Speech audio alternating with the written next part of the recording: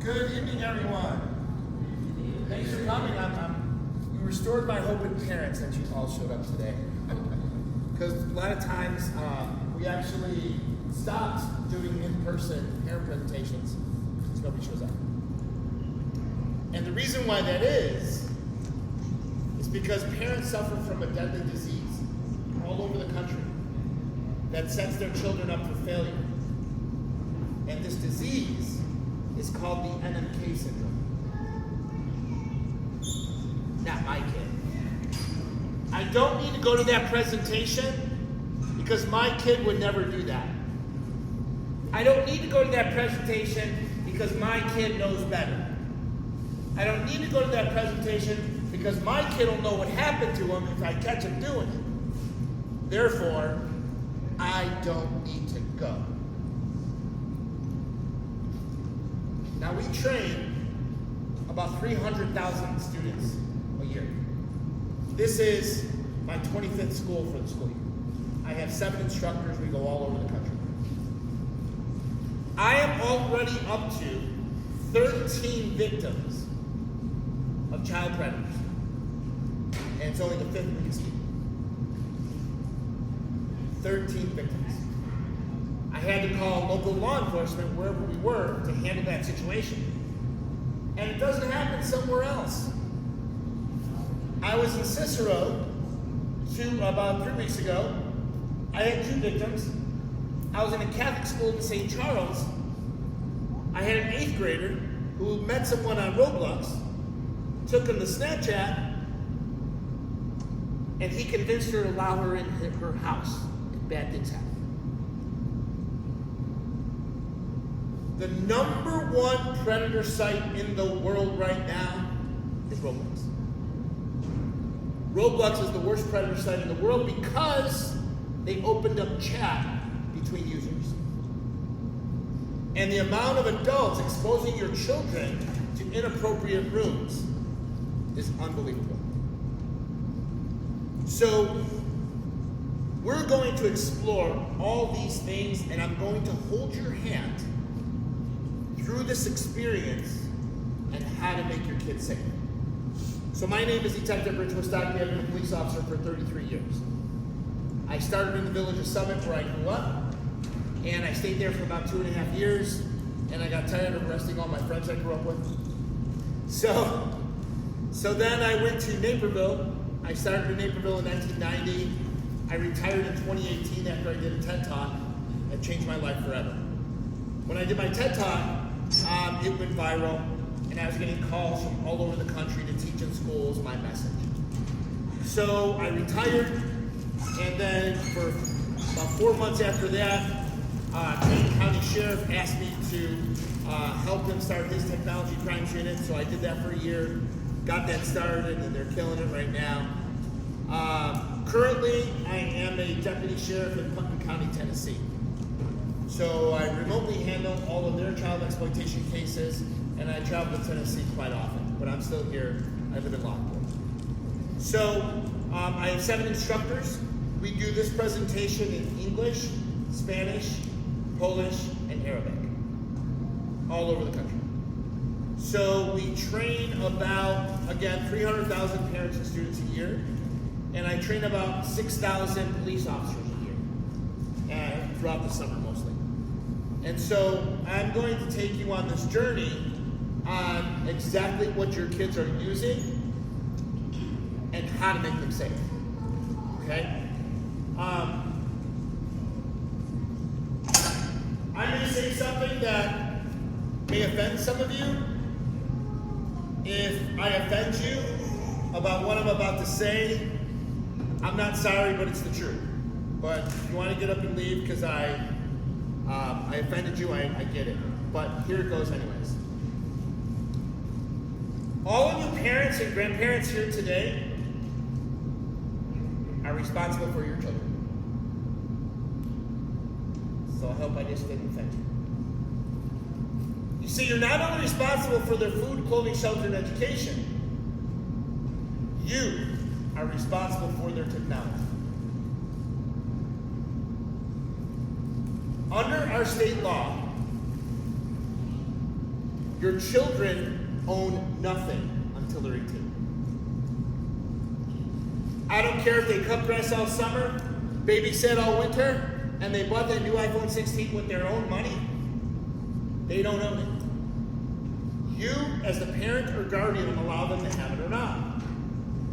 I don't care if grandma, grandpa, nana, nono, tia, tio bought them that device for their birthday. They still don't own it. You, as parents and guardians, allow them to have it or not. And here's the biggest thing kids have a problem with. There is no such thing as privacy for your children. None. Can I get an amen on that one? Yes. When our kids think they can run the roost and you have no right to go on their device.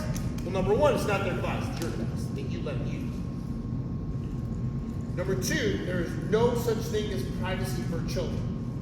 It is a proven medical fact that the frontal cortex of their decision-making brain cannot handle all the scheming that goes on social networks and gaming platforms.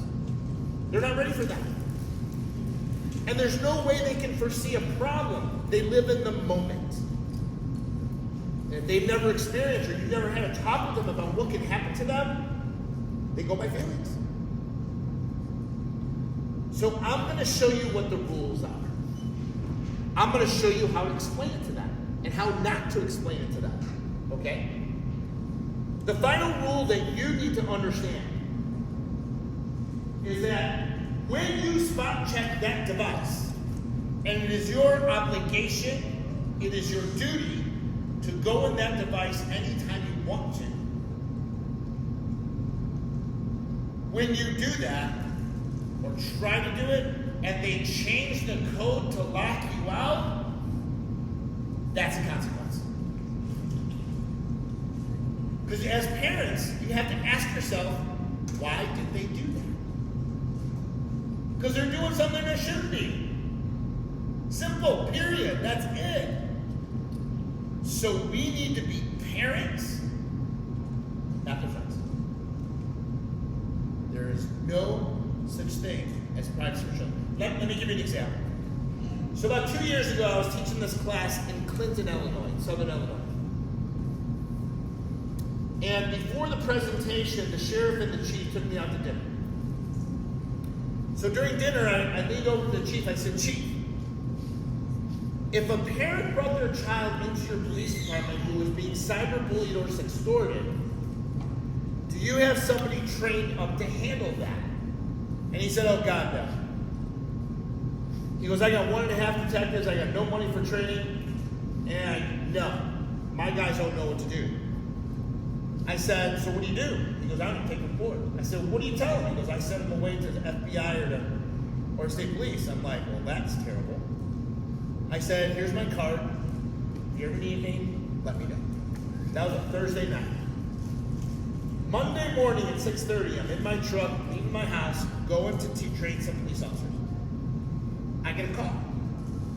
It's a detective from Clinton Police Department. He goes, are you Detective Wistocki? And I said, yeah, how can I help you? He goes, my chief told me to give you a call. I said, okay, what do you got? He said, well, Saturday night, Sunday morning, a few 12-year-olds had a sleepover. And when they had a sleepover, they thought it would be funny for a girl who wasn't invited to the sleepover to say, no one likes you, you're so ugly, why don't you just go kill yourself? And she did it. She killed herself. I said, I'm sorry that happened. I'm like, all right, so let's start with the messages. Did you see the messages? He said, no. I said, what do you mean you didn't see the messages? I said, you got the devices, right? He goes, yeah. So why can't you see the messages? He said, the girls changed their code and they don't let the parents get their devices. Can you imagine losing a child and not knowing what happened? So eventually, 6 months later, we were able to break into the devices to find the messages. But this is the thing. If your child changed that code, it's a consequence and they don't deserve that code. All the way until they're 18. Those are the rules, okay? So if you ever say, who are you texting? And they say, no one, Mom, it's private. Oh, hell no. Hell no. That is my phone, not your phone. That is the phone I allow you to use. And if it continues to become worse, guess what? I always advise parents, go to Amazon and buy a $25 flip phone and leave it in the box. Put it on the counter so they can see it. And don't say anything. So when they walk by and they're looking at it, they're like, what's that? That's a flip phone. What's that for? That's for you if you don't follow my rules. Period. So we all have to understand what the ground rules are. And when I teach the kids, I tell them all this. I tell them all this. And the unfortunate thing when I tell them all this, a lot of times the schools want to have the student presentation during the day and the parent presentation at night. I stop that. I stop that because I want to have the parent first presentation at night and the next day have a student presentation. Because when you come home from work, you're going to ask your son or daughter, hey, how was that speaker today in school? Oh, he sucked, Mom, don't even go. He's so boring. And they get you not to go because they don't want you to know what I just told them. Right? So we have to be cognizant of that. What I want to do, ladies and gentlemen, I want you to have my contact. Because there's no worse fear that when your son wakes up at 2:30 in the morning, Mom, I made a mistake! And they're in 6:30. I get that call every week. Every week, I get that call from a raging parent. Can't believe their kid was involved in this. Okay? So, just like during COVID when we couldn't see a menu, pull your phones out. Pull your phones out. Put your camera on. Scan that. When the gold bar appears, hit the gold bar, add the contact, and hit done. If you have an Android, a banner will show up, hit that, and save. I promise you I'm not going to email her. If your technology is disadvantaged, I will help you. I will help you if you can't get it. And I'm available to you with a phone call, text message, email, whatever you want.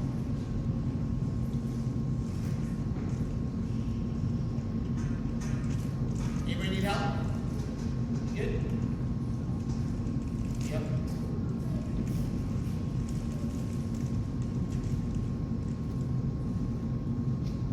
Feel free to take pictures of any of my slides.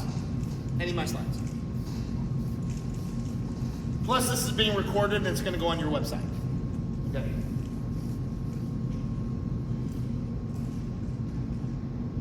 All right. So what are we going to talk about? We're going to talk about what do you do when your child sees a threat. We're talking about predators on social networks. Some of the apps they're using on their phones. We're talking about some of the laws in the state of Illinois. What parents should do when they see online threats to your child or to the school. Strategies on how to protect your kids. And one of the biggest things you're going to take away from this training are the 5 pieces of evidence you need to obtain if, God forbid, any of this stuff happens to your children. Okay? And please. All right. So, part of the reason why my students that we teach come forward after the presentation, because our job is to empower your children. And here's what the message is that we tell them 4, 5, 6 times during the hour and 15 minutes we're with them. Here it goes. No one has the right to make you feel bad about yourself online. No one. No one has the right to make you do something you know you shouldn't be doing. Like sextortion or suicide. If you're sitting here watching my slides and hearing me talk, and I'm triggering you, like, oh my God, yeah, that's happening to me. Yeah, that's exactly what happened to me. You need to come see me after the presentation because I'm going to make your pain stop. How do I make your pain stop? You see, ladies and gentlemen, when it comes to social networking and gaming, no one online is anonymous. No one. There is no one I cannot find. No one. I don't care if they make fake phone numbers. I don't care if they use VPNs, virtual private networks. I can pierce all of it and find the person who's doing it. Period. So much so that I've created a class for school administration and law enforcement on how to stop school shootings. Last year, we stopped 42 school shootings through the United States. This year, as of last Friday, we are up to 13. And a third of them already had the weapons they were going to use. How did we do it? The United States Secret Service came out with something called the Threat Assessment Survey Study in 2021. And what they found was that 94% of the school shooters posted online what they were going to do before they did it. So what we do is we train our students on the 5 pieces of evidence. How many of you have heard the term see something, say something? Yeah, that's not enough. We have to show them see something, say something, how to report something. That's the third thing that they need to know. And that's the third thing you all need to know. And I'm going to show that to you. So what happens is when a threat comes up, student reports it to the administration. The administration takes those 5 pieces of evidence. They call their SRO, their school resource officer, or local law enforcement, who hopefully I have trained. And then within 2 hours of the threat being made, like, you may not want to come to school tomorrow because bad stuff is going to happen. Or tomorrow is payday. Tomorrow the school's going to change. And they post these things to threaten everybody, right? As soon as the post is made, within 2 hours we can find out where the post came from. It's a 3-step process. What this study also found is that every school shooter, sometime in their upbringing, were either physically abused, emotionally abused, mentally abused, or sexually abused. Somewhere in their upbringing. And their brain gets rewired and they cannot fit in to the norms of the school. So that means that they become bullied, beat up, made fun of, and now this is retribution. What's the biggest way to get the retribution and scare people? Social media. So once we find out who they are within 2 hours, we get them in custody and take them to the hospital because they're having a mental breakdown. The second phase out of the 3 phases is we have to find out how serious they were.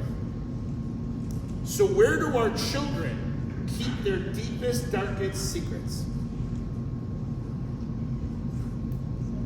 Social media. They go to websites, they get radicalized, they talk to people, they talk to other people, and we execute search warrants on their social media and see all their deepest, darkest secrets and planning. If that's positive for planning a shooting, we'll go to phase 3. We execute a search warrant on their house and take the guns while they're in the hospital. We did that 13 times this year, and a third of them had weapons. So the one that we had, number 12, I was in Mount Vernon, Illinois, down south. This girl posted on Snapchat, "This is what my school looks like before I make it happen." So we caught it, we found out who she was, we got her in custody. She stays sometimes with her mom, she stays sometimes with her grandparents. Grandparent says, "Well, I have a shotgun and I have a .45. Well, are they secured? Yeah. Let us see where you keep your guns. He had a shotgun in his safe. He He had a 45 in his drawer near his nightstand. The 45 was gone. Guess who had it? So we averted it, right? So again, just by what they post, we can stop school shootings. If 94% of them had done that, okay? So that's where we're going with this. So when I show kids and parents how they need to report, we can get the help, not only the student doing it, but the students who are being targeted. We can help them too, okay? But it's really important that you understand, see something, say something isn't enough. We have to see something, say something, and report it immediately. Because if you see it on Thursday or Friday, I tell my kids, don't wait till Monday when you come to school. Try to get a hold of somebody from the school when you see it. If nobody's available, call 911. Hey, I was just on Discord and I saw this kid, he was showing me pictures of guns and he's going to do this at school on Monday. Don't wait till Monday. If you can't get a hold of anybody from the school, call 911 there so we can find out where this kid is to give them the help that they need. Okay? So, another thing that a lot of parents don't understand is the amount of cyberbullying that's going on with your children at school, especially on social media. It was a godsend that now they're taking away cell phones from kids, bell to bell. It is, you would not believe the test scores going up, the lack of fights, the lack of cyberbullying, the lack of suicides that are happening when you take away their devices from school, okay? So that's really, really important. And so when I teach the kids, I ask them this question. Middle school, junior high, high school. How many of you, over the past year or so, have received the text message, no one likes you, you're so ugly, you should just go kill yourself? And I will get 30 kids raising their hand no matter where I'm at. I'll get 30 kids raising their hand. And then I'll ask the second follow-up question. Okay, put your hands down, kids. How many of you know that the person who sent you that message is in this auditorium right now listening to me? 3/4 will keep their hands up. So I say, school administration, teachers, you see what's going on here? The people who are sending this message to these kids who are now victims are in the bleachers right now. We got a problem? Yes, we have a problem. So I act like I lose myself for a moment. I turn into this crazy detective, right? It's all an act. And I say, I am sick and tired of seeing hands go up when I ask this question. And I say, you don't know. You don't know, the people who are sending this message, you don't know what that kid is going through at home. You don't know if they have a mental health issue. You don't know if they're being abused at home. You don't know if their parents are uninvolved and they have to fend for themselves. You don't know if their parents are drug addicts, alcoholics, or they're in jail. They have to fend for themselves. You don't know. And on your command, what if they do themselves? How would you live with yourself then? How? How would you explain that to your parents? How would you explain that to your church? How would you live with yourself if upon your command, someone took their life because you told them to? And that was just a straw to break the camel's back. Because you don't know what this child is going through at home. And I just told you that when it comes to gaming and social networks, nobody is anonymous. Now that I've empowered every single student that raised their hand, I give them the power to report to the police what you are doing to them. And you're going to get arrested. I promise you that. And I don't want to see any of you guys getting arrested, ever. I want you to be positive digital citizens. But nobody has the right to do that to you for those people who rose their hands. Ever. And I'm going to show each and every one of you the evidence we need in order to find the person who's doing this to you to stop your pain. Because I don't want to see anybody take their lives, and I don't want to see anybody get arrested. So I'm going to share with you the 5 pieces of evidence you need to have. So this past year, I became a member of Dr. Phil's team. So anytime that he has a cyber episode, they invite me on to put my 2 cents in. So I have to fly to Dallas, and it's right outside of Dallas where his studios are. And this particular scene was about street takeovers.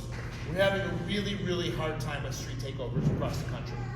That means usually teenagers and 20-somethings are stealing cars, or they have a souped-up car that they close down an intersection, and they'll shoot guns, they'll create rings of fire, they'll do donuts in the middle of the street, they'll block off all the traffic so the police can't get in. Well, this particular one in Texas, what had happened was this couple was walking across the street trying to get out of the way. One of the kids lost control of the car, hit her husband, killed him, and made her paralyzed. And so they want to know, what can parents and law enforcement do to prevent it?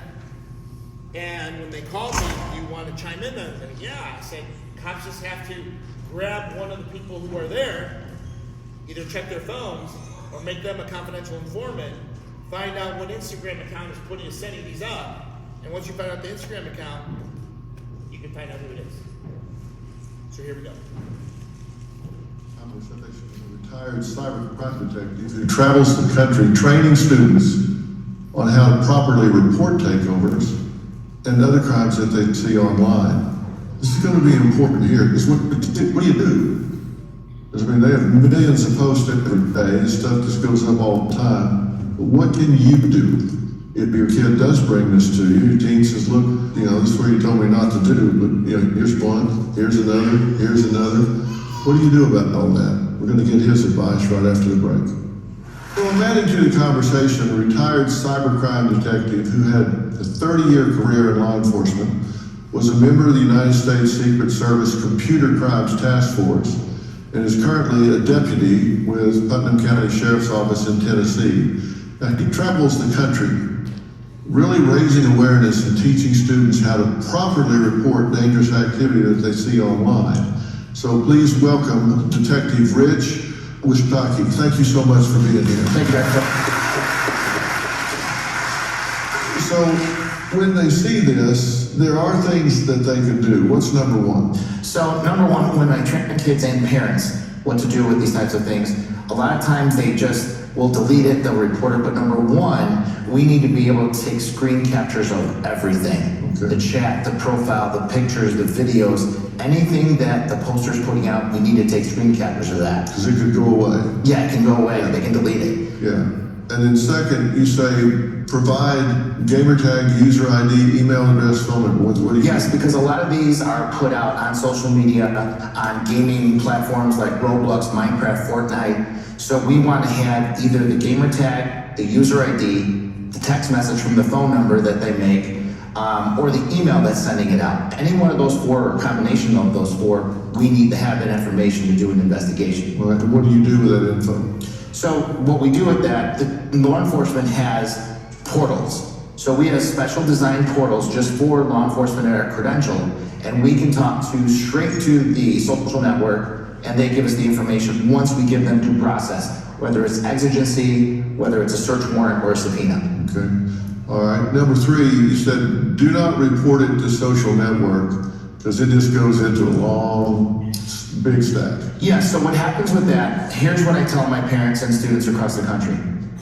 If you're going to report it to the police, do not report it to abuse, because what happens is you report it to abuse first, right? And it goes into a queue where their security team will examine it for TOS, terms of service. So if it violates the terms of service, that account may be deleted. Well, then when you report it to the police, the patrol officer will take the report, it goes to investigations. That could take a week to 10 days.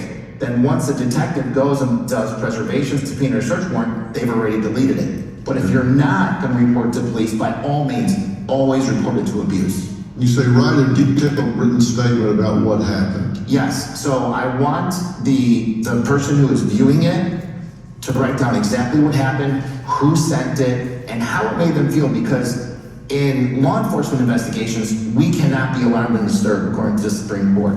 But if I have a victim reporting to us that they're alarmed and disturbed for these reasons, that can go into a search warrant that we're gonna serve on the social media to find out what these people are up to. Okay. And you say print everything and put it on a flash drive. Why? Right. So I want them to, everything that we told them to grab, we want them to print it out and put it on a flash drive. The reason why we need to put it on a flash drive is because of those portals. The social networks are going to require law enforcement to upload what the threat is, to upload what the picture is. So taking those screenshots in digital form, putting in our computers and uploading them into the platform, then they have it immediately. So if somebody sees that and reports it, can they get to this fast enough before something happens? Because usually this drops really quick, right, Sheriff? Yes, sir, absolutely. Yeah, they'll put it out. Here's what the ECPA says, the Electronics Communication Privacy Act. If death or great bodily harm is about to happen or happening now, within reasonable amount of time, which means about 2 hours, and we do this with school shootings too, school shooting threats, within about 2 hours, we can identify where the person is, who's posting it. Within 2 hours. Within 2 hours. And then you activate local law enforcement. Absolutely. My final thoughts about all this after the break. Well, tonight we've been discussing the tragic consequences of teen and young adult trends that law enforcement calls a takeover. And I don't know if you've ever driven up on one or gotten close to one, but they are so brazen, they'll just hit an intersection and it'll be traffic jammed back so far in all four directions, not even law enforcement can get up there, right? It's just terrible. And you can't know where your child's going every night.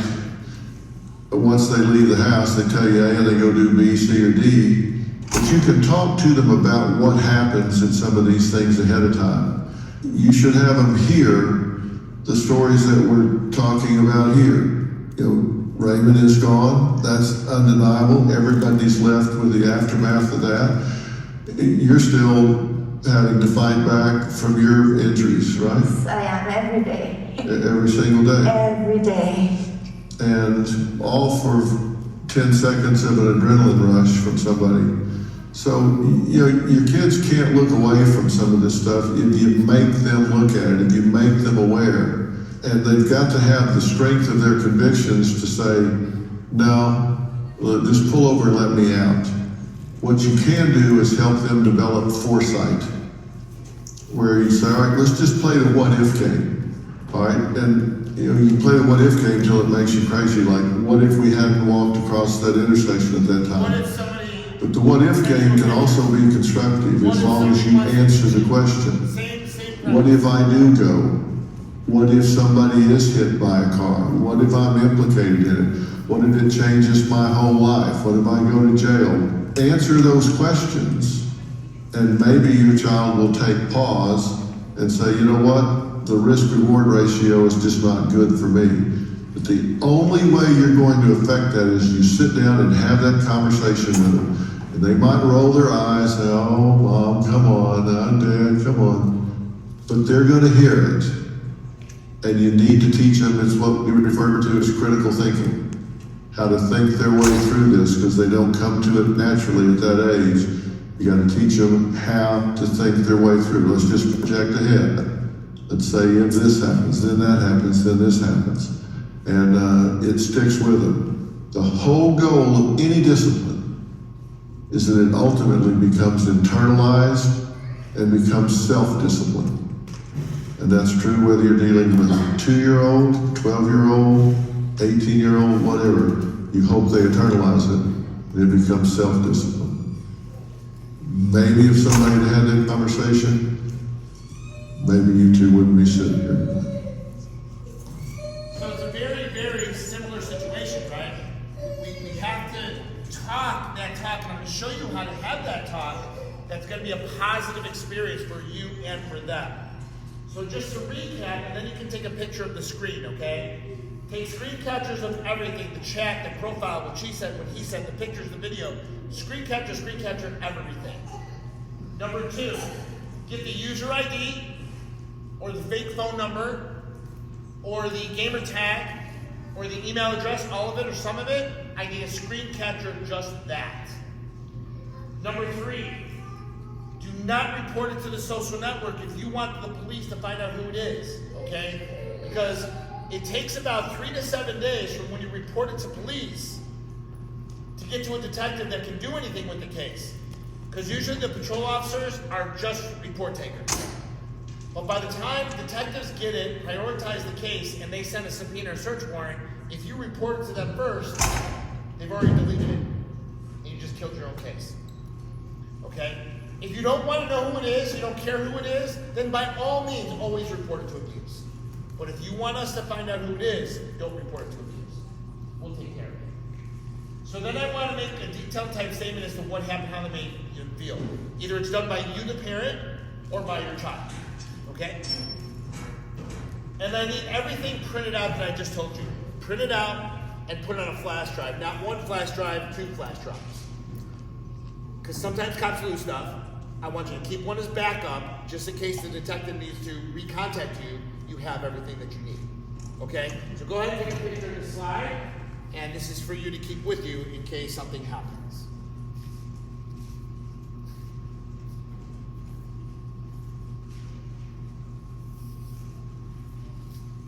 Now this is relative to any internet crime.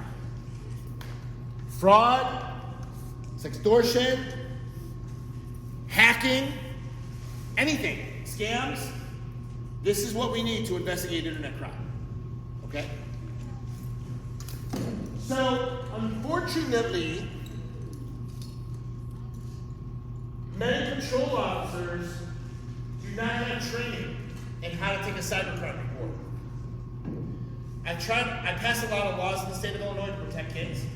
Right now, I'm working on a new cyberbullying law. And this past session, I tried to pass a law where every police officer in the police academy has to have 8 hours of cybercrime report taking and child exploitation training. Because I have to show them how to grab the 5 pieces of evidence. When we don't train our patrol officers, 50% of the time, this is going to happen. This happened in Columbus, Ohio. Single dad comes home after work at 5 o'clock, looking for his 11-year-old daughter. Calling out to her, she's not answering. He goes up to her room, see if she's in there sleeping or something. She's not answering. So he looks over and sees a blue glow in her closet. He opens up the closet door, and there she is, taking inappropriate pictures of herself. I'm not gonna say what's really happening, there's too many kids here. So he's like, "What are you doing? Why are you doing this? Daddy, I'm sorry. I had to do it for my friend on Roblox." Was making her and was extorting her for inappropriate pictures. So at 6 o'clock, he calls the Columbus, Ohio Police Department. They don't come there until midnight. That's how much they prioritize. Watch what happens.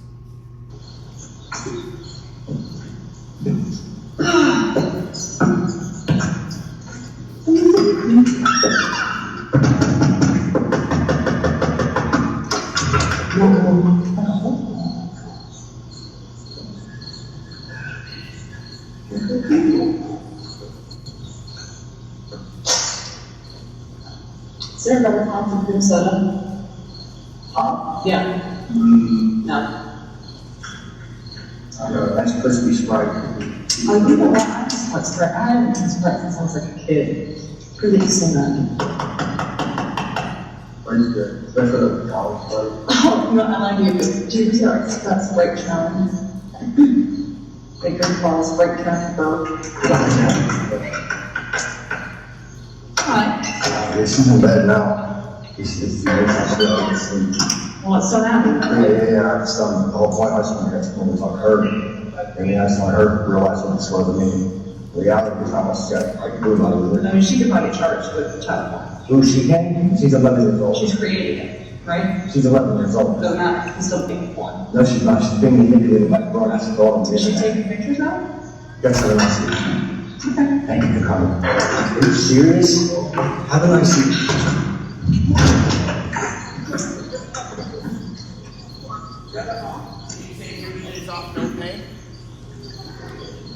And the most tragic event of this, Columbus, Ohio is one of the best internet crimes divisions in the state. How does this happen? Where did she learn that? From her sergeants and her training people. Because if I don't know what to do, I'm going to lie about it and make you not make a report. Because they're not trained. So, my bill didn't pass down there in Springfield. So instead, they want me to write a 3-day class on training, field training officers and sergeants how to train people. Because that's what really needs to come in. So I did that. I'm doing that. So it's really important that you need to understand, if something happens to your child and this happens, let him go, ask to talk to a sergeant. But then again, where did they learn it from? If the sergeant does the same thing, call me, and I'll get it taken care of. Okay? Let me give you a stat. What happened in this case, their internet crimes unit found the guy in Virginia. He had 5 victims as young as 9 years old doing the same thing. And he met them all on Roblox. Okay? So, let me give you a stat. One internet predator, ladies and gentlemen, just one, can have up to 250 victims in their lifetime if they're not stopped. Now, how does that happen? How do they become so successful? 2 reasons. Number one, parents suffer from the NMK syndrome that we talked about, where they think their kid can do whatever they want on that device. And number 2, police officers are not trained, they blow it off. Thus making that predator successful again. So, where do I come in? I train your kids what predators say and do, and I train parents, and then I train cops how not to let this happen. Okay? So, this slide right here is exactly why your kids will talk to predators. Just this slide. So, when I teach 4th, 5th, and 6th graders, how old are they? Yeah, they're 9, 10, 11 years old, right? So then I ask the kids, all right, where are my 9-year-olds? Yeah. Where are my 10-year-olds? Yeah. Where are my 11-year-olds? Yeah. Where are my 12-year-olds? Yeah. So I say, all right, how many of you have a Snapchat? 75% raise their hand. How many of you guys got TikTok? 50% raise their hand. How many guys are in Discord? Bunch of them raise their hand, right? And I was like, okay, and I tell the staff, I said, staff, watch what happens. Wait a minute. How could you be in all these social networks if you got to be 13 in order to be there? How can you get in there? You're only 13, you're not even 13 yet. Oh, you lied about your age, didn't you? Shame on you, I tell them that. So how many of you whined and whined and whined until your parents gave in? I'll get about 10 kids raising their hand. Then I asked them, how many of you did it behind your parents' back, you didn't care what they thought? The rest of them raised their hand. So in your simple mind, this is what you did. This is what you thought about. Why can't I have a Snapchat? Everybody in school's got a Snapchat. My older brother and sister have a Snapchat. Why can't I have one? That's not fair. I'm not going to take off my clothes. I'm not going to talk to a predator. I'm not dumb. I'm not going to talk to any bad people. I'm not dumb. I know better than that. I'm just going to do it. I don't care. Now, no offense, ladies and gentlemen, But some of your kids are not the best mathematicians in the world. Let me explain. So when their simple minds say, you know what, I'm just going to download my TikTok, I don't even care. So they have to download TikTok. They got to put their name in. They got to put their email in. They got to put their phone number in. Oh crap! I got to put my date of birth in. I know I'm not 13 yet though, and I can't mess this up. Okay, wait. Let's see. I was born in 2014. Do I go up with my date of birth to be 13, or do I go down with my date of birth? I don't want to figure it out, but I don't want to mess it up. I'll just put in 2000. That'll get me in. So I asked the kids, how many of you put in 2000? 80% raised their hand. I said, how many of you guys put in 1999? Just to be sure, another 10% raised their hand. And I said, how many of you guys use your parents' date of birth? I'll get about 10 raising their hands. So when the majority of them put in 2000 as their date of birth, ladies and gentlemen, how old are they today? 25. 25. So now I got a bunch of 11-year-olds running around as 25-year-olds.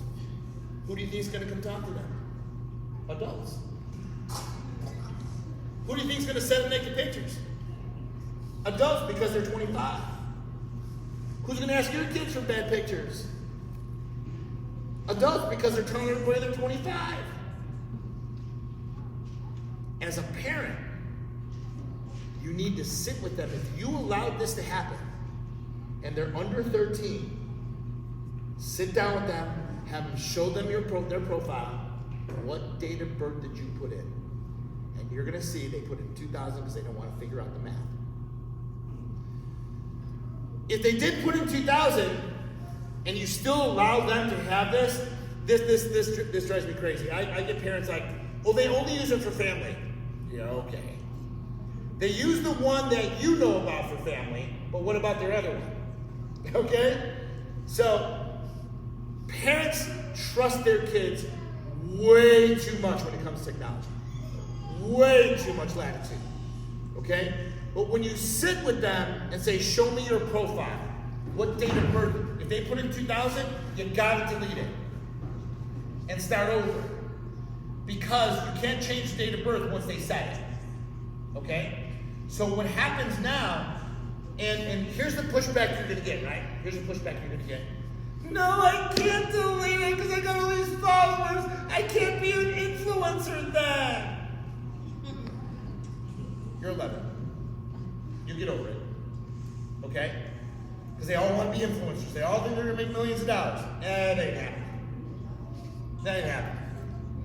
Because the amount of time you have to spend videotaping yourself to be an influencer, nobody got no time for that stuff. Okay? So please understand, ladies and gentlemen, you have to sit with them. So I'm going to show you, first school I did this year, this was out in Freeport, Illinois, up northwest quadrant of Illinois. Look at all those 25-year-olds. All those 4th and 5th graders were 25-year-olds on Snapchat. Every single one of them. Okay? What are some of the things your parents told you when you left the house when you were a teenager? What's some of the things they told you? Don't talk to strangers, right? What else?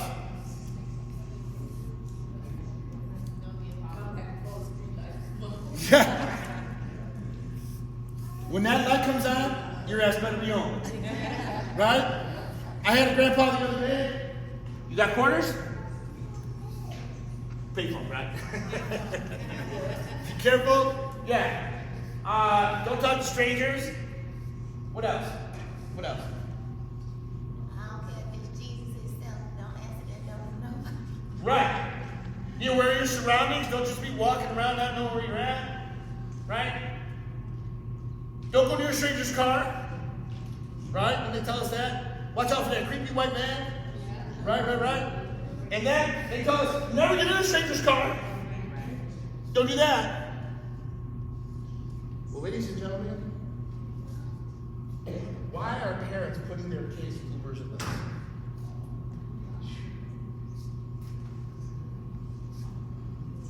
because they're too lazy to go pick them up. Do you know there were 3,000 sexual assaults last year? Drivers to riders. Many times, people getting out of prison who are gangbangers, murderers, sex offenders, they can't get a job. So they talk to their brothers or their cousins and say, hey, I'll work 48 hours straight if you let me use your car and your driver's license so I can work this Uber thing and I'll split it with you. They do that all the time. So, in all this Uber safe teen stuff, oh hell no. It's the same stuff. Because is your kid gonna say, oh sir, let me check your ID and make sure it matches your ID? They ain't gonna do that. So what happened when we were kids and we couldn't find a ride? You didn't know! Get on your damn bike! I don't know any kid that lost their scholarship for missing a practice. Okay? So we called Aunt Mary down the street. Mr. Joe was retired next door, people we trusted. That's who went to go pick up our kids. Right? If you didn't get a ride, you ain't going. We have to get back to being parents. Okay? The closer I get to the city, the more this stuff happens. So like, even in Naperville, the school in Naperville had to send emails to parents, do not put your kids in Uber or Lyft, we're not even gonna let them on our property. We will stay with your child until somebody picks them up. We have to be parents. Just because the technology exists, doesn't mean you have to use it. Now to a new report released by Uber overnight revealing there were more than 3,000 reports of sexual assault last year. Gio Benitez is here with the details of what Uber is planning to do next. Good morning, Gio. Robin, good morning. Uber is calling it a first-of-its-kind report, but for years, Uber and other ride-sharing apps have been harshly criticized with allegations that they've not done enough to protect passengers. So,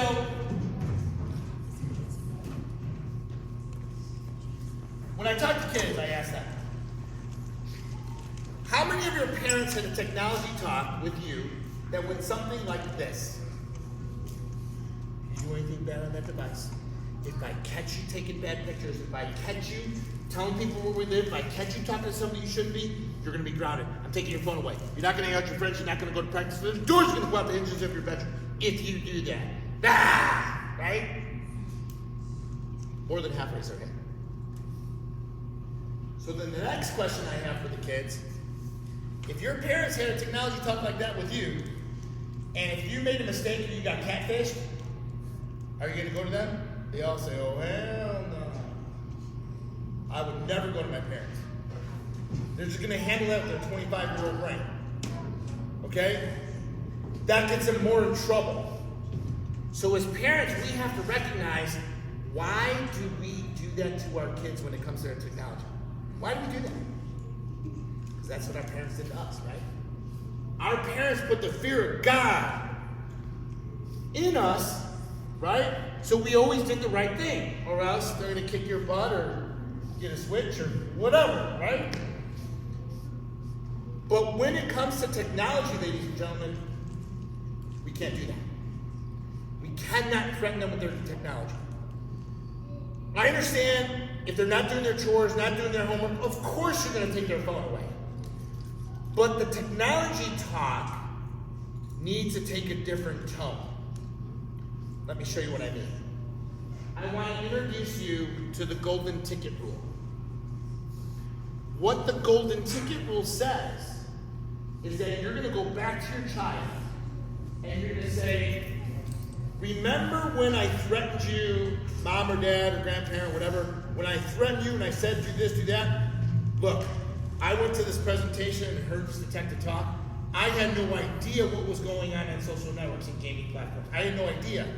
So remember when we told you we're going to do this to you, we're going to do that to you? Right now, I want you to put that in a ball and throw it out the window. We're going to start over. You're going to talk to them. I want to talk to you about the golden ticket pass.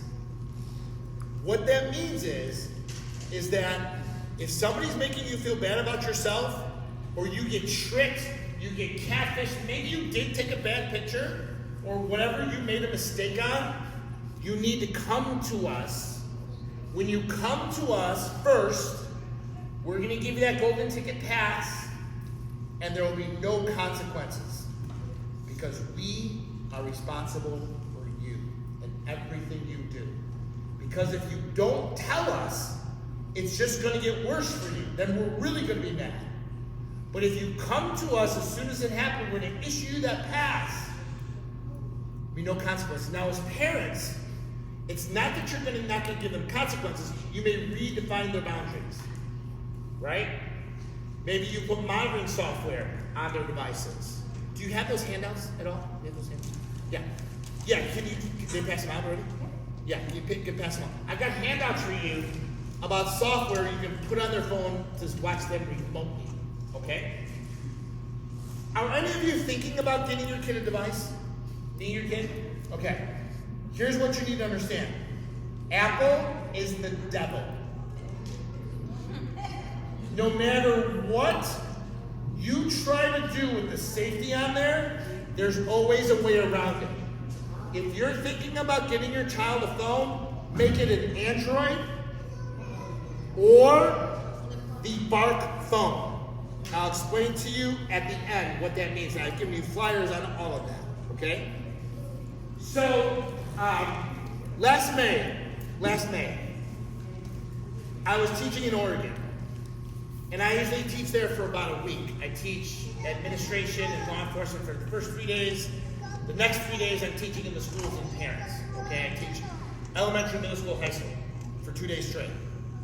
Well, I usually arrive on Sunday morning and we have dinner at somewhere to talk about the week with the staff.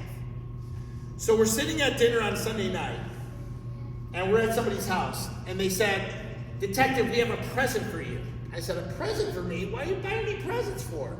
She goes, "Well, it's really not for you, but we want to show you. We appreciate you coming out here so much, and we believe in everything that you teach. Open the present." So I opened the present. It's kind of heavy. They made me golden ticket refrigerator magnets. So when you have the golden ticket conversation with your child, you're going to give this to them, and you're going to put it on your fridge or your metal door. And every day is a reminder that you are there for them. That anytime they have a problem, they can snatch the magnet off the fridge and say, "Mom, I'm going to talk to you." Okay? So I have a magnet for every one of you. There you go. So it's really important that you guys understand that this in and of itself is such a powerful tool to break the ice and have that conversation.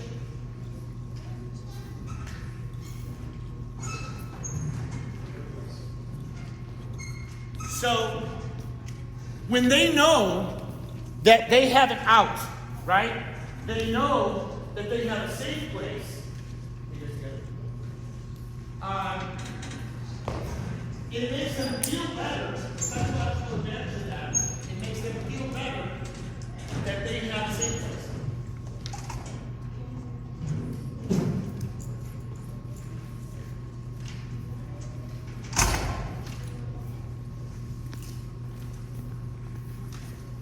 And this is how we start our technology talk, is with the golden ticket rule. So after this presentation, you're going to sit down with them and say, "Look, now you have the main things that you need to talk about. I gave you a script, okay? And these are the things you need to talk to them about. Also, I want to give you another tool. Go ahead and take a picture of this slide. This is a documentary film called Childhood 2.0. It is on YouTube. It's free. It's an hour and a half. This was done by the Bark team. I am on the Bark team. It is done by psychologists, judges, attorneys, doctors, myself. And it's all about what elementary, middle school, and high school students are doing behind their parents' backs. And how to have that conversation. But there's a way I want you to watch it with your kids. First, I want you to watch it by yourself without showing your kids. If you think your children can handle what's in the video, then watch it with them. But when you watch it with them, be able to pause it. But here's what I don't want you to do. So there's a topic that comes up, you're gonna hit pause, and you say, "You're not doing this, are you?" What do you think they're gonna say? No, Mom, are you kidding me? I would never. But if you pause it and say, "Tell me what you know about that," you're opening up the door, because your kids love to show you how smart they are. And they're gonna say, "Well, I heard Jimmy and Sarah were over here and they did this and they did that." Here's another question for you. How many of you parents are the Uber parents where you're driving kids all the time? Okay. Here's what I have for you. When you have all these kids in your car, shh, don't talk. Just listen. You're going to get so much intelligence that they think you're the Uber driver. And they're going to go blah, blah, blah, blah, blah, blah. Now you're going to take mental notes of what you hear, right? I had a dad last week. He goes, "You're a detective, you're so right." I put my headphones on, acting look I'm listening. No, I'm listening to everything they're saying, because they think I can't hear them. And then you drop off the first one, you drop off the second one, you drop off the third one, the fourth one, and now your kid is in your car alone. Don't go home. Go into a lighted parking lot. Park. So tell me what that conversation was about. Now they're on the spot. Because if you go home in the driveway, what's going to happen? I got to go to the bathroom. I can't talk. And they're out, right? Take these moments to have those conversations when they happen. And then you can remind them, "Look, I heard what was going on. Remember the golden ticket rule? I'm invoking the golden ticket rule even though we're not home. I need to know what's going on there." Parents need to be parents. Our kids do not need any more friends. They don't need friends. They need mentors, right? So here's a little preview trailer of the movie.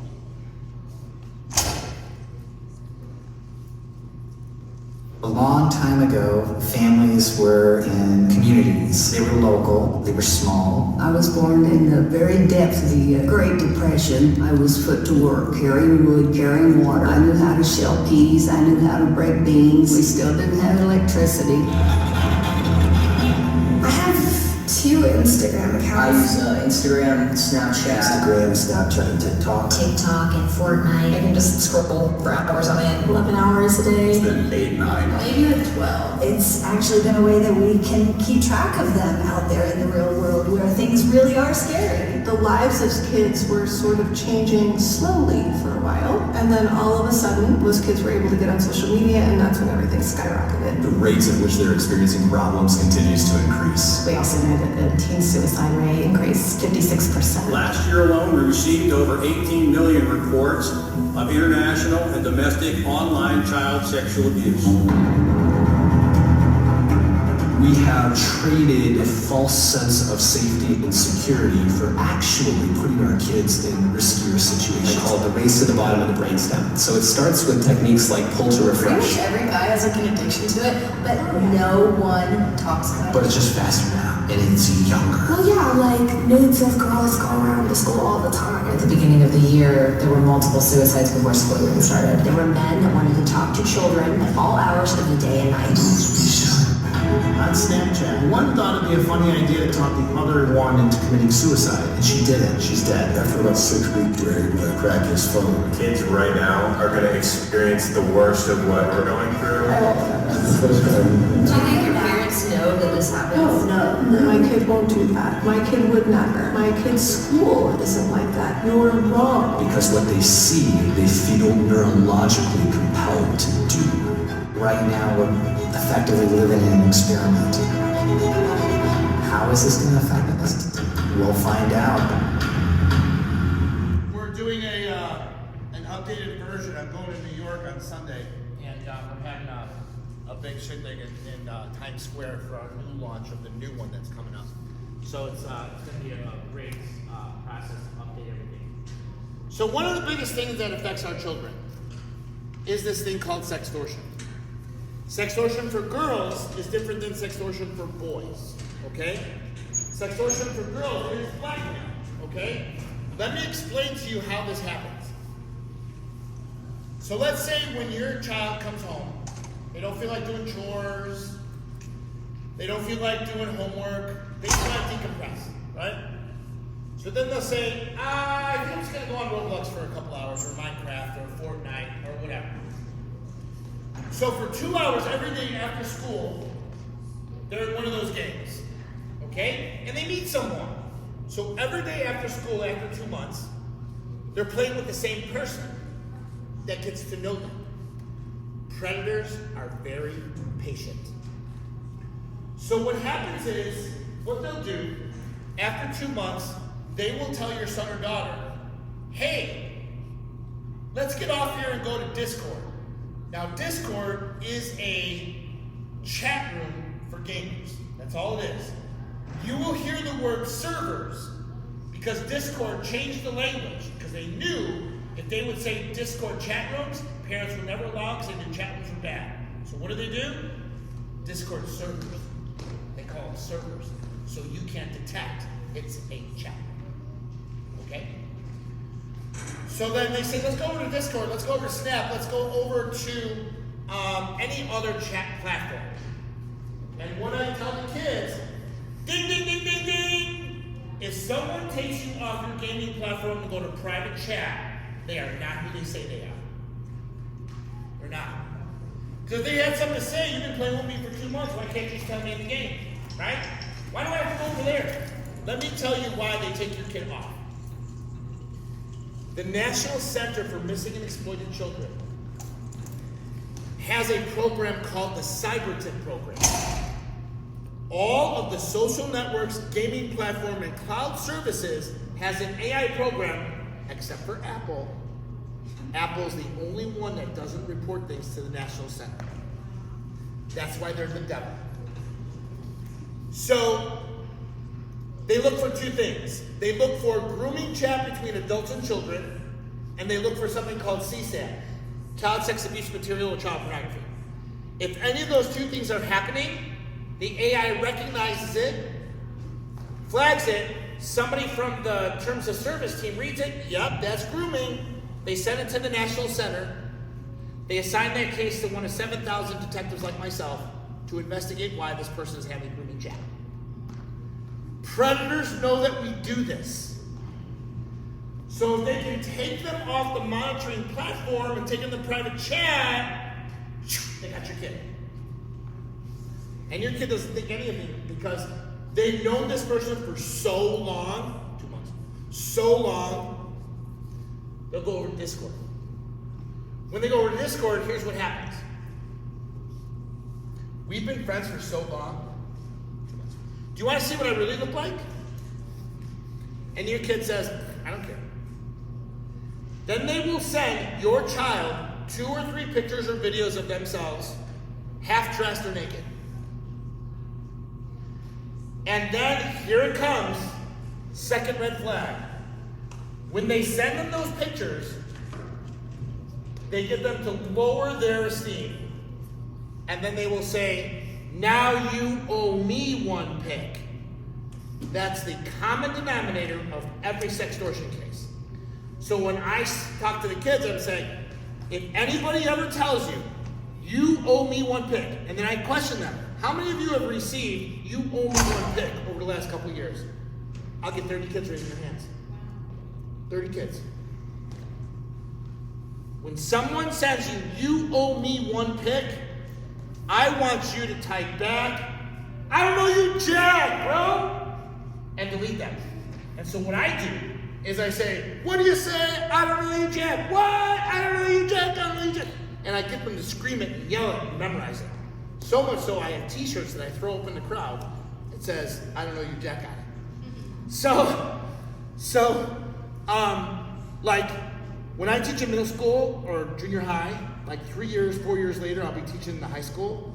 and I'll be setting up, and they're looking at you setting up, and they're like, "Hey, Captain, how are you, Jack?" Bro, I was like, "Yeah, I remember that," right? So the two biggest things we gotta teach our kids. Someone says to you, takes you off your gaming platform, go to private chat, they're not who they say they are. If you do go over to private chat and they send you a picture, here's what the teen brain thinks, guys. Oh my God, is that how it is?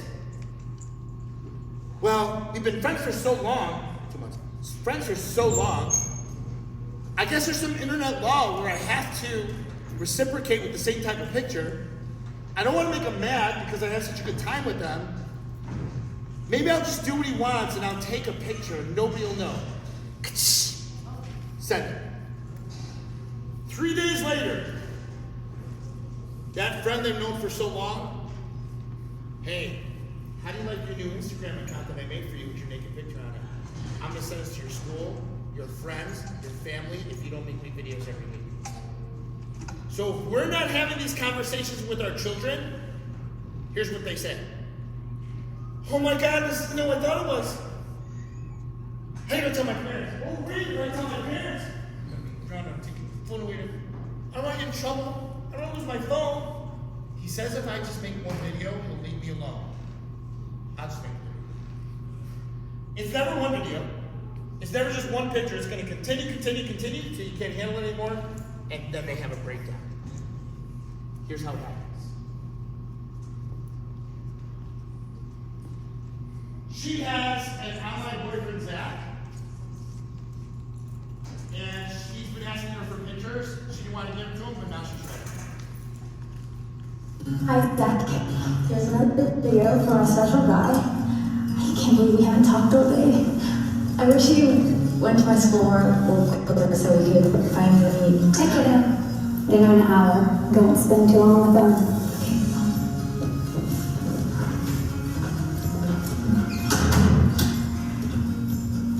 I know you've been waiting for this for a while, so I wanted to give you something special.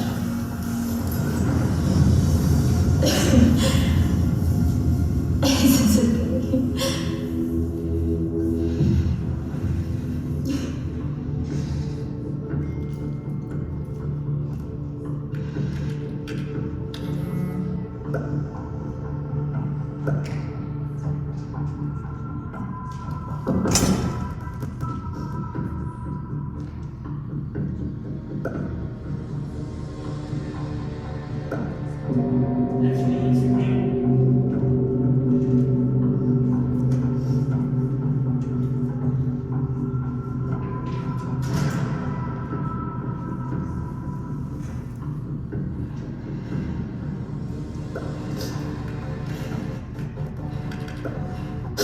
Who are you? Why are you doing this?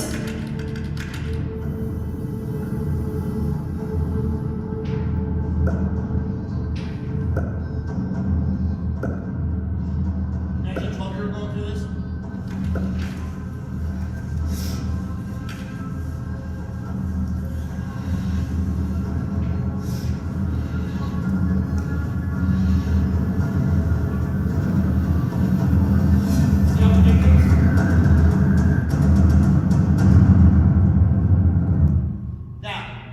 Sextortion for girls is different from boys. Boys, it's about money. There is a group of Nigerians called the Yahoo Boys. Okay? Go on your phones right now in your browser and Google search Yahoo Boys Sextortion. They will be playing with your kids on Roblox and Minecraft. And they will get them to go to Snapchat or Instagram. Once they get them there, they have profiles of young, pretty girls. So when your 12, 13, 14-year-old son gets a friend request from this really pretty girl, oh, she's hot, Dad. 3 days later, she'll say, hey, what's up? Not much. How about you? Oh, I'm just bored. Want to play a game? Sure. You want to see what I really look like? Then she starts sending them inappropriate pictures. Now you owe me one thing. Then that happens. So what the Nigerians do There's teams of them. While one Nigerian is working your son, the other Nigerian is going through his Instagram to see all his friends' contacts. Then they will add the contacts from the kid that they're targeting, and they're taking screenshots of all the naked pictures that your son is taking of himself because he's sharing with this really pretty girl. Like, oh my God, I'm talking to a pretty girl. They are now going to send those pictures to the friend. What's it called? What? What's the boys? Yahoo Boys. Yahoo Boys. And then what happens here? I'll put it up for you. Okay.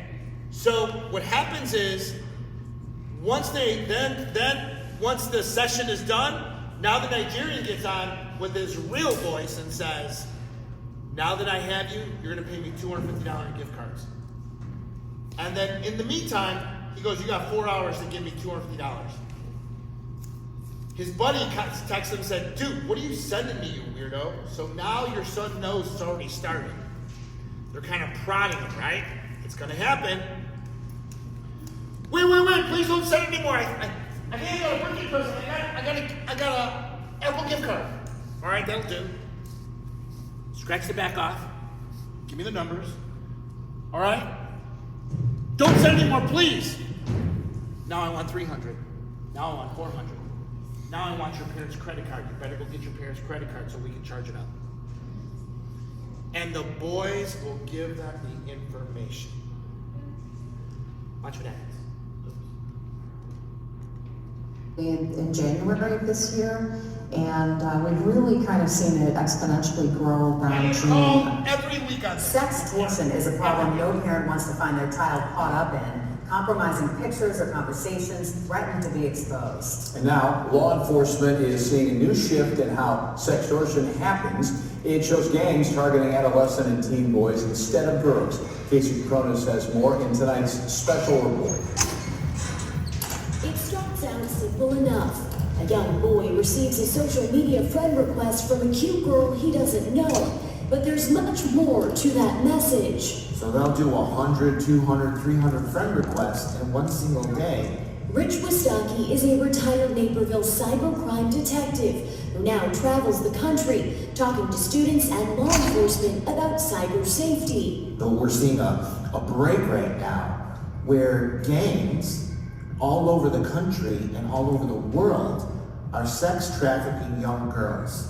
And their job is to engage in boys' conversations online and in video chat. Once the boy and the girl are video chatting, Wistocki says the girl does this. They ask the kid, do you like what you see? And then they start engaging in sexual activity over a webcam. Well, what's happening in the background? That gang person who has trafficked this young girl, screen capture, screen capture, screen capture. Wistocki says the young girl will also ask the boy to see his face and his room, things that will make him identifiable. While that's happening, in the background, they're copying all their contact information on their Snapchat and their Instagram. So when the sexual activity is done, the gang person comes up on the camera and says, now that we have you, you better send us $250 in gift cards. Wistocki says some boys. Okay, so if God forbid any of this stuff happens, I want you to take a picture of this. This is the National Center's new website called Take It Down. Go ahead and go in your browser, in your phone, type in takeitdown.ncmec.org, National Center Missing Exploited Children. takeitdown.ncmec.org. So what you do, the pictures or videos that your kids shared, you're going to upload them to the site. The site is going to extract the digital DNA from the pictures, and they're going to share the digital DNA of the pictures and videos to every single social network in the world. And this is how you're going to eradicate anybody's ability to share your child's pictures. Take it down. ncmec.org. Okay? It'll come up after this film. Watch. Losing control of your nude images I have online about is 10-15 minutes left. 10-15 minutes. And if you're a teen, it may feel impossible to reverse it. Well, you can't go back in time and unsend. We can help you move forward. takeitdown.ncmec.org. Takeitdown.ncmec.org. All right. So I need to talk to you a little bit about what kids are doing now. Unfortunately, they are AIing other students naked. What our kids have to understand is that if they're doing this, it's getting reported by these AI engines to the National Center. And if they get caught doing that, they can be sex offenders for the rest of their life. So what I do when these boys are getting involved in the sextortion and their friends are receiving the naked pictures that they took, I always tell them, don't pay the money, just give me the 5 pieces of evidence. Never pay the money. And if your friends do get the pictures sent to you by the Nigerians, just tell them somebody is AIing me naked, it's not even me. So we're putting the two together, right? But look at the realness of AI generation.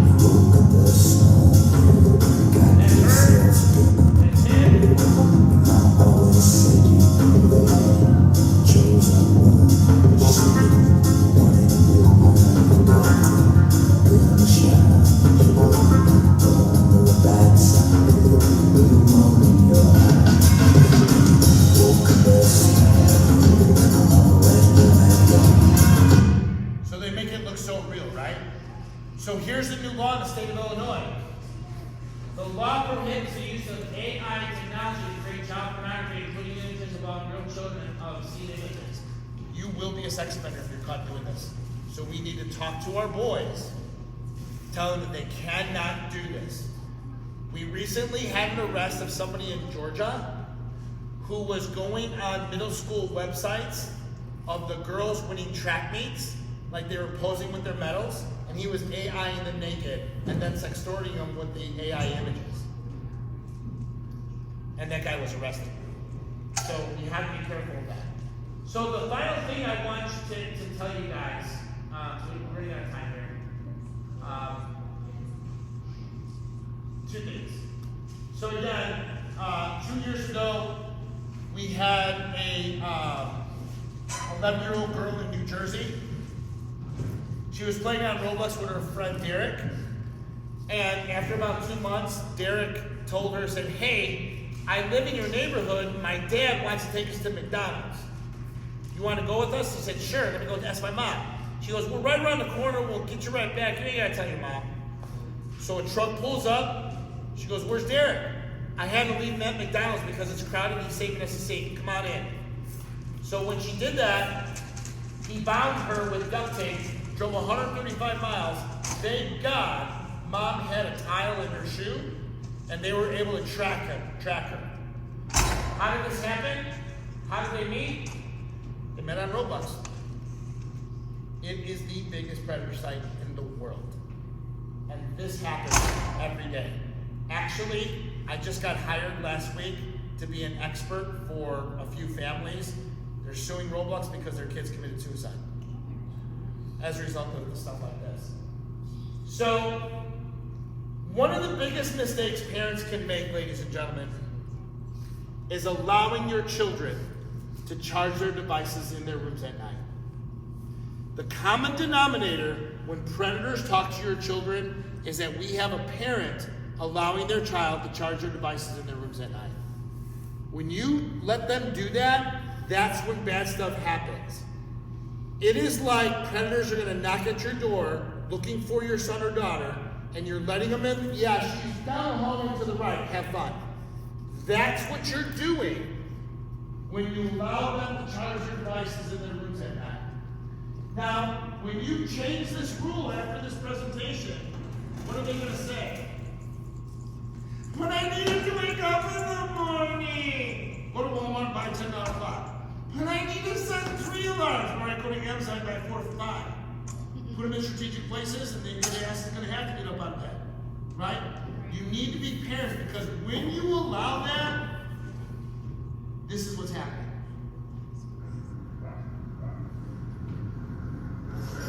Dinner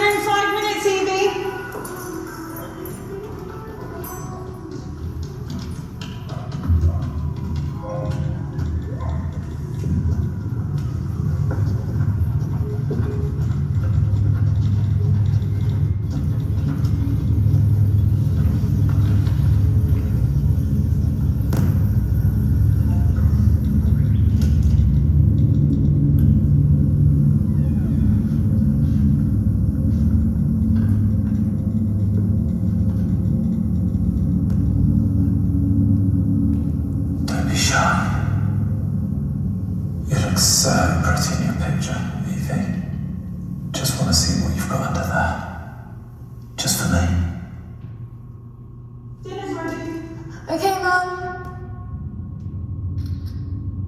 Girls are increasingly being groomed by adults to create sexually explicit images and videos.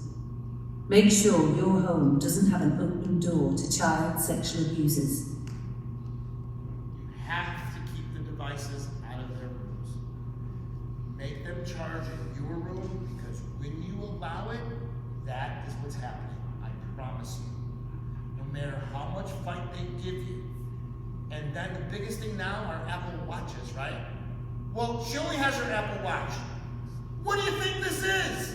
This is an iPhone. Everything though the iPhone can do, the watch can do. No watch either. It charges in your room. And here's the worst part of this. When you have divorce situations and you have the other parent try to make the other parent look like a jerk, right, in the eyes of your child, you can do whatever you want in my house. I pay for the service. No, I'm not putting monitoring software on there. No, you can have whatever you want. If you make a mistake, you pay for it. No, then it's too late. You can't do this. So, I want to get to the end here. I want to show you some stuff. So, if you allow your child to have Snapchat, there is a hidden place in Snapchat called My Eyes Only. It is a vault that they will keep the worst pictures they have of themselves away from you. So if you have Snapchat, let me show you how to get there, okay? So you're going to go to Snapchat, go to the app, okay? The big circle is the snap button. There's a deck of cards next to the snap button. Hit the deck of cards. When you hit the deck of cards, you're gonna see home, camera roll, snaps, screenshots. Take your finger, roll over, and you're gonna see My Eyes Only. And when you click on My Eyes Only, it says click here to set up your My Eyes Only. That means they haven't set it up. But if you see a pad that looks like this, they've already set it up. And sometimes your kids will lie to you. I know. They're gonna tell you, I don't know what that is. Oh, I set that up a long time ago, I forgot the code. They're lying to you. They go in there every day. They know what the code is.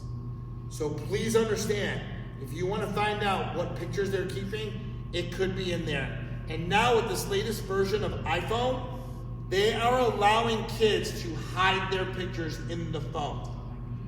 There's a hidden folder. So, I don't think I have that video, but yeah, I don't have that video. But if you go to YouTube and say, where are the hidden folders? It'll show you exactly where you gotta go to settings, unhide photos. Actually, when you go to the photo roll, you go all the way down, it'll say unknown hidden. Click on that and you get into the hidden folder. Okay?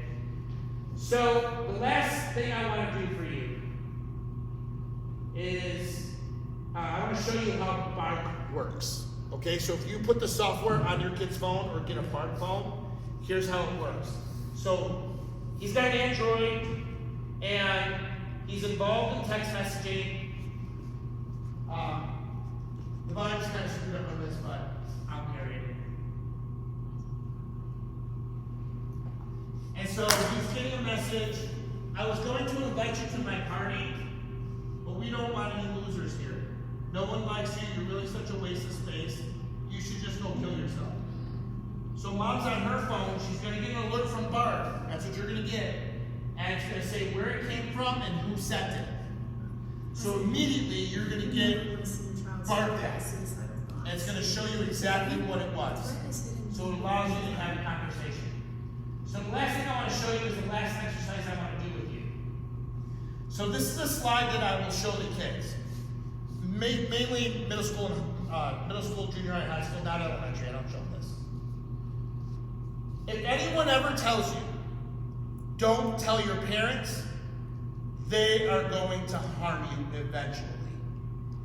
I don't care if it's at school, I don't care if it's social media, I don't care if it's gaming, your teen, at church, anyone, anywhere ever tells you, don't tell your parents, they're gonna harm you. Parents, this is actually an exercise I want to take you through. Take your phone out and go to your text messages.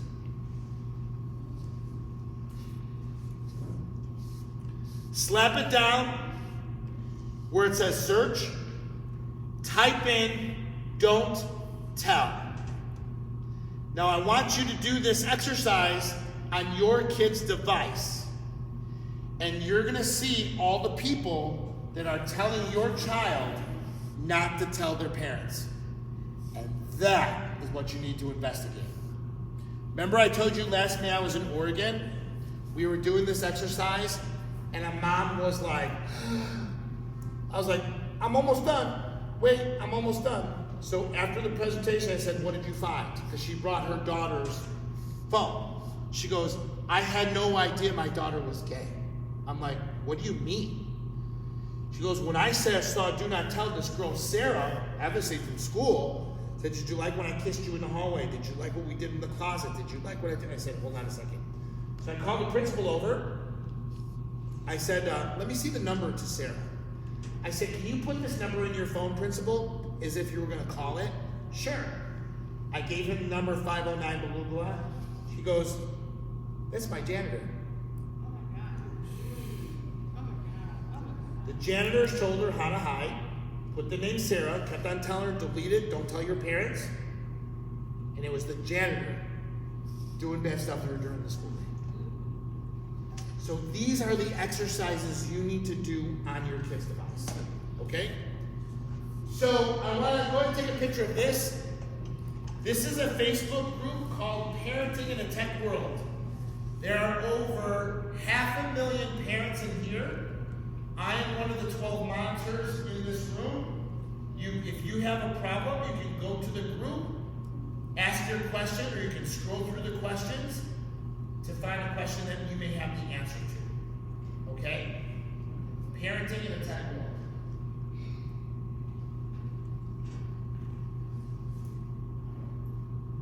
When it comes to cell phones, like what I should buy my kid, all you gotta do is Google what Bark monitors here, what Bark monitors, and you're gonna see their website come up, and it'll say what Bark monitors, click on that, and you can see what an iPhone, it covers what iPhone, what it covers with Android, what it covers with Bark phone.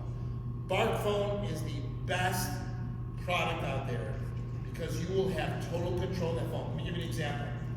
You could be at dinner with family, and your kid's playing a game, and you look over, and you say, put the phone away. They put the phone away. 20 minutes later, you see them going like this. I'm going to fix it.